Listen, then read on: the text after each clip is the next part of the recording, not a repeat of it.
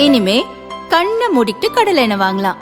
ஏன்னா மந்த்ரா கடலை எண்ணெய் இதயத்தின் தயாரிப்பு. வறுக்க பொரிக்க ஏன் எல்லா சமையலுக்கும் மந்த்ரா தான். மந்த்ரா கடலை எண்ணெய், அபார ருசி, ஆரோக்கியமான உடல் நலம். இந்தியா நியூசிலாந்து இடையேயான தடையற்ற வர்த்தக ஒப்பந்தம் கையெழுத்தானது. டெல்லியில் நடைபெற்ற நிகழ்ச்சியில் மத்திய வர்த்தக அமைச்சர் பியூஷ் கோயல், நியூசிலாந்து வர்த்தக அமைச்சர் டாட் மெக்லே ஆகியோர் ஒப்பந்தத்தில் கையெழுத்திட்டனர். இந்த ஒப்பந்தத்திற்கான பேச்சுவார்த்தை கடந்த ஆண்டு மார்ச்சில் தொடங்கி 9 மாதங்களில், அதாவது டிசம்பரில் வெற்றிகரமாக நிறைவு பெற்றது. அதைத் தொடர்ந்து தற்போது கையெழுத்தாகியிருக்கிறது.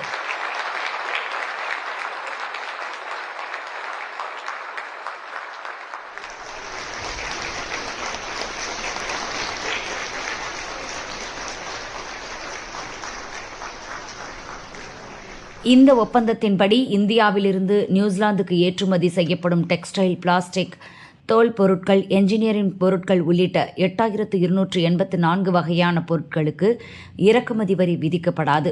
ஒப்பந்தத்திற்கு முன்பு நியூசிலாந்தின் சராசரியான இறக்குமதி வரி 2.3% இருந்தது. ஜவுளி, தோல் போன்ற அதிக தொழிலாளர் தேவைப்படும் சில துறைகளில் 10% வரை வரிகள் விதிக்கப்பட்டது. இனி அவை 0 குறைக்கப்படும். அடுத்த 15 ஆண்டுகளில் இந்தியாவில் $20 பில்லியன், அதாவது 1.86 லட்சம் கோடி ரூபாய் அளவுக்கு முதலீடு செய்ய நியூசிலாந்து உறுதியளித்துள்ளது. இந்திய ஐடி பணி மற்றும் உயர்கல்விக்கு ஆண்டுக்கு 5000 நியூசிலாந்து விசா வழங்கப்படும். இந்தியாவுக்கு நியூசிலாந்து ஏற்றுமதி செய்யும் கம்பளி, நிலக்கரி, செம்மறியாட்டு இறைச்சி, மரப்பொருட்கள், ஒயின், கவி பழங்கள், ப்ளூபெர்ரி உள்ளிட்ட 95% பொருட்களுக்கு வரிச்சலுகை அல்லது ரத்து அளிக்கப்படும்.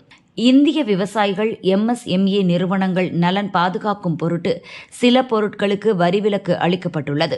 பால் பொருட்கள், விலங்கு பொருட்கள், காய்கறிகள், சர்க்கரை, எண்ணெய், ஆயுதங்கள், ஆபரணங்கள், உலோகங்கள் உள்ளிட்ட பல பொருட்களுக்கு இந்தியா வரிச்சலுகை அளிக்கவில்லை.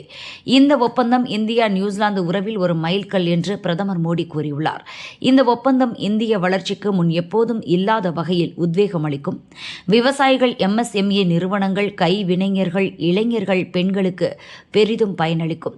இது வளர்ச்சிக்கு புதிய வழிகளை திறந்துவிடும். வளமான மற்றும் ஆற்றல் மிக்க எதிர்காலத்துக்கு இரு நாடுகளும் வழிவகுக்கும் என்று மோடி கூறியுள்ளார்.